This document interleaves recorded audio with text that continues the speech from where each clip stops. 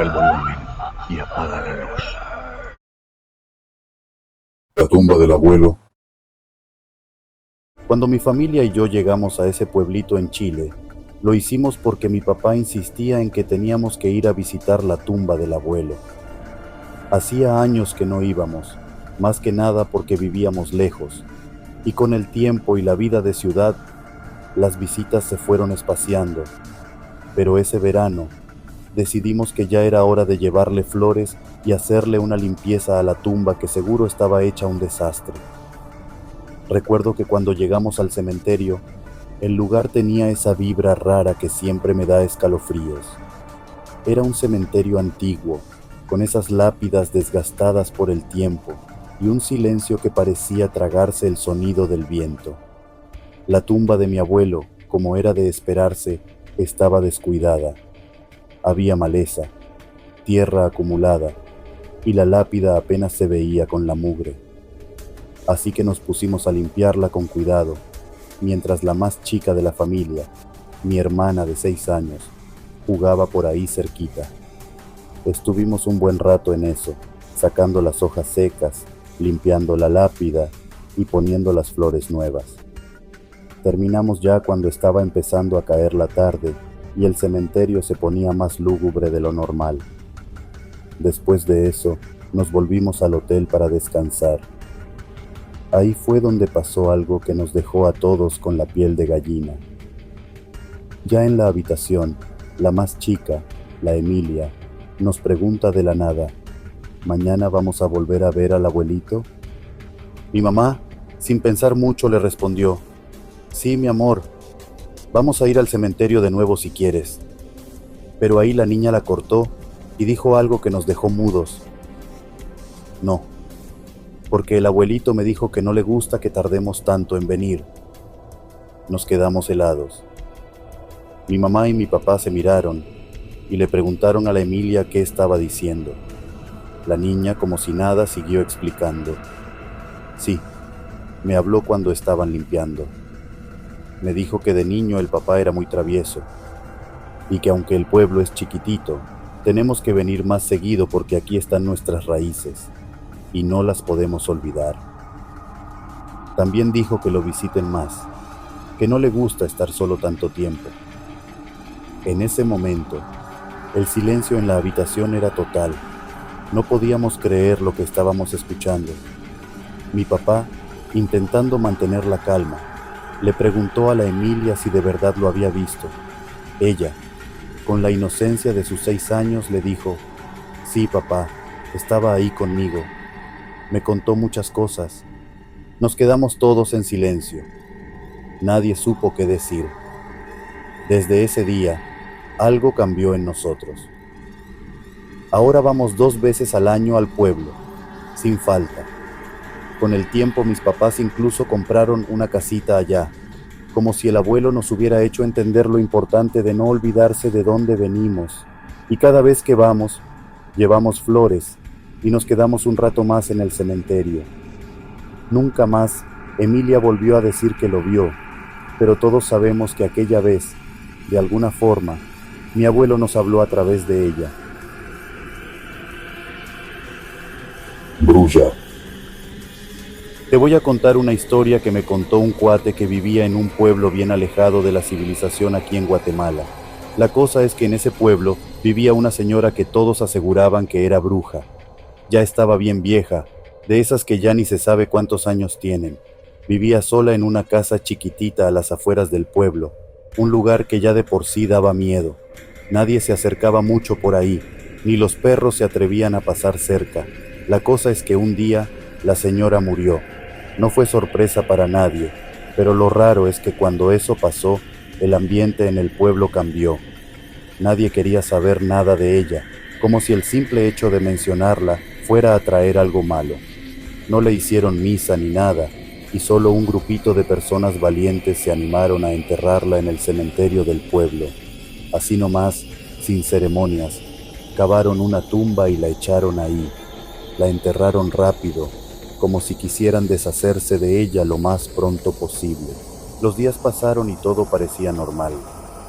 Pero después de un tiempo, empezaron a pasar cosas bien raras. Primero, uno que otro vecino decía haber visto algo extraño cuando pasaba por el cementerio de noche.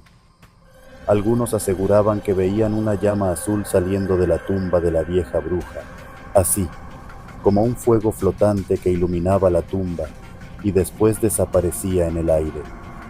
Pero eso no era todo. Lo más raro es que se empezaron a escuchar gritos. Gritos de una mujer, desgarradores, como si estuviera sufriendo o pidiendo ayuda. Nadie se atrevía a acercarse para ver de dónde venían. Lo más aterrador fue cuando los niños del pueblo empezaron a enfermarse. De la nada, se ponían bien mal, sin explicación. Primero uno, luego otro, hasta que casi todos los chavitos del pueblo estaban débiles, con fiebre y temblando. No había médico que explicara lo que pasaba. Fue entonces cuando la gente empezó a conectar las cosas. Decían que era la bruja, que antes de morir había dejado una maldición sobre el pueblo y que ahora estaba vengándose desde su tumba. Algunos creían que ella había embrujado a los niños para que se enfermaran. El miedo se apoderó de todos. Nadie salía de sus casas de noche, y los que tenían que pasar cerca del panteón lo hacían rezando, porque decían que la llama azul seguía apareciendo, y los gritos cada vez eran más fuertes. Los más valientes, los que la enterraron, estaban seguros que la vieja no había encontrado paz, que su espíritu seguía enojado por cómo la trataron al morir. La gente es muy creyente en ese pueblo, así que decidieron hacerle sus misas. Después de todo, pensaron que tal vez eso la calmaría. Empezaron a organizar rezos, le llevaron velas y flores a su tumba, aunque nadie quería quedarse mucho rato ahí. Durante las primeras misas, la tensión se sentía en el aire, como si algo estuviera observando, pero al poco tiempo todo se calmó. Los gritos cesaron, la llama azul dejó de aparecer, y lo más importante, los niños empezaron a mejorar. No sé si sea cierto, pero cuando me lo contó se veía muy convencido de eso. Dice que él tenía 10 años cuando todo eso pasó, y que si recuerda cómo el pueblo entero tenía miedo de lo que sucedía. Lord de Cempasúchil. Te voy a contar algo que me pasó hace unos años en el cementerio de un pueblito de Guerrero, y hasta la fecha no me lo puedo sacar de la cabeza. El pueblo es chiquito, todos se conocen, y ya sabes cómo es en estos lugares, las leyendas, los rumores, todo se esparce rápido, pero nadie nunca habla en serio de lo que pasa en el panteón. Es como si todos quisieran ignorar lo que realmente ocurre ahí. Yo era uno de esos que no creían mucho, hasta esa noche. Era un viernes de noviembre, de esos en los que ya empezó el frío y la neblina cubre todo. Había sido el Día de Muertos, y yo, con un par de amigos, nos quedamos tarde después de las celebraciones. Nos dio por ir al cementerio, más por bromear y pasar el rato que por otra cosa. Entre broma y broma, dijimos que podíamos hacer una visita nocturna, ya sabes, por ver si en verdad espantan, como decían los viejos del pueblo. Llegamos al panteón como a las 10 de la noche, con una linterna vieja y un par de cervezas para hacernos los valientes. El lugar estaba oscuro como boca de lobo. Apenas podíamos ver las tumbas más cercanas. El aire era frío, pero había algo más que se sentía raro, una pesadez en el ambiente. Caminamos entre las lápidas, bromeando para calmarnos, pero conforme avanzábamos más, las bromas se fueron apagando y el silencio nos fue envolviendo. Solo se escuchaban nuestros pasos y el crujir de las hojas secas bajo nuestros pies. De repente, uno de mis amigos, Raúl, se detuvo en seco.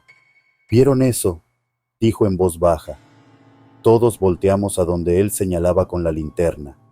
Entre las tumbas más viejas, donde el musgo y las raíces de los árboles se habían apoderado de todo, vimos una sombra. Al principio pensé que era solo un perro callejero, pero no. Aquello estaba parado. La figura era demasiado alta y delgada, con una especie de capa que se movía despacio como si el viento la arrastrara, pero no había viento. Nos quedamos inmóviles, como si algo nos hubiera amarrado los pies al suelo.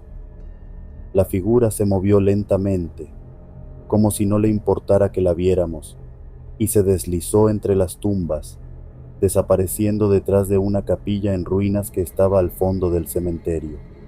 No sabíamos si correr o seguirla. Raúl, siempre el más curioso, dijo que teníamos que ir a ver qué era eso, que no podíamos echarnos para atrás. Yo no quería, pero la curiosidad me ganó, y los tres avanzamos con la linterna temblando en la mano.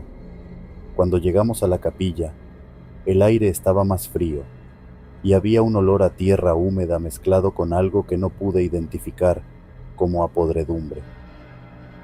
Empezamos a rodear la capilla, pero justo cuando dimos la vuelta, lo vimos. La figura estaba ahí, de pie, inmóvil, mirándonos. Y lo peor, no tenía rostro. Era como si tuviera un velo cubriéndole la cara, pero no un velo normal. Parecía hecho de sombras, una oscuridad que se movía como si estuviera viva. En ese momento, sentí un escalofrío que me recorrió todo el cuerpo, y quise gritar, pero no pude. Raúl intentó decir algo, pero antes de que saliera una palabra de su boca, la figura empezó a deslizarse hacia nosotros, lentamente, como si flotara.